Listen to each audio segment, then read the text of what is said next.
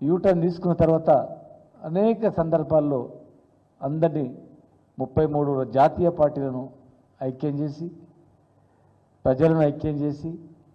మరి సావడానికైనా సిద్ధం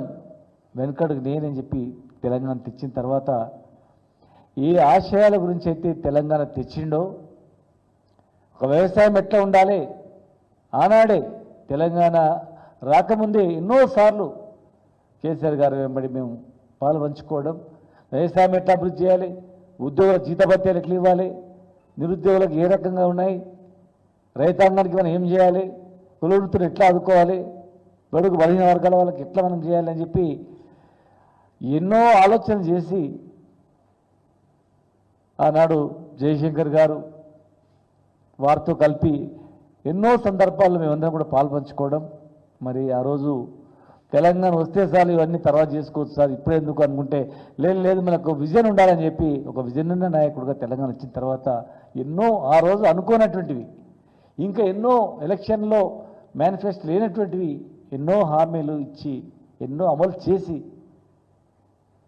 మరి బ్రహ్మాండంగా తెలంగాణ ముందుకు పోతున్న తరుణంలో ఎన్నో సంవత్సరాలుగా మోసం చేసిన కాంగ్రెస్ తెలంగాణ ఇస్తా అని చెప్పి ఎంతోమంది చావుకులకు కారణమైనటువంటివి ఎంతోమంది మళ్ళీ తెలంగాణ ప్రజలను మోసం చేసి మేము 200 నుంచి 2000 పెన్షన్ ఇస్తే లేదు మేము 4000 ఇస్తామని చెప్పి అబద్ధ ప్రచారం చేసి దేశంలో ఎక్కడ లేనిది కళ్యాణ లక్ష్మి షాది ముబారక్ 1,116,000 మేము ఇస్తే